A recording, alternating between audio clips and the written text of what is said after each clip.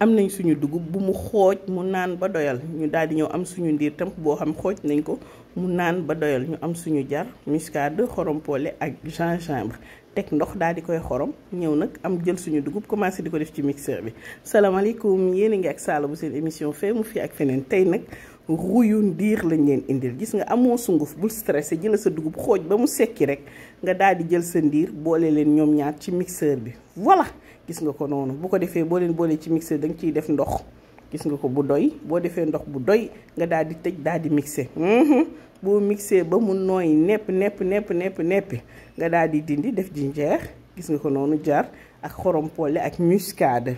voilà bu ko defee ñu daal di tëjaat daal di mixé waat ba mu nooy nepp gis nga ñu daal di ñëw segg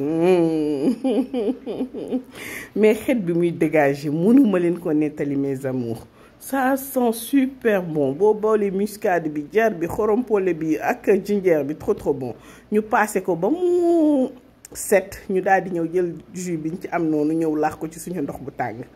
ma nga noonu bu baax voilà gis nga ko noonu suñu ruy ma ngay commencé di jël forme jëlal xoolal couleur ruy bi nu mu naay see ndiir bi mooy def loolu lu mu lett moo tax da koy jox couleur bu clair bu neex bu pare ruy bi soo ko defaree nii c'est soyeux mais lisse je vous raconte pas gis nga ko noonu ñu daal di suñu ruy ñor ñu fay gaz bàyyi mu dal ñu ñëw suukar ñu bëri ñi ngi ma doon wax ci sombi dugub bi ndax suukar aussi mes amours suukar naa ko c'est juste que dama bëggul suukar bu bëri mais une sucré à votre goût voilà bu ko defee gis ngeen ko noonu suñu ruy pare na ma daal di ñëw serviru ci sukub bu am maanaa gis nga ko noonu du ma ci def dara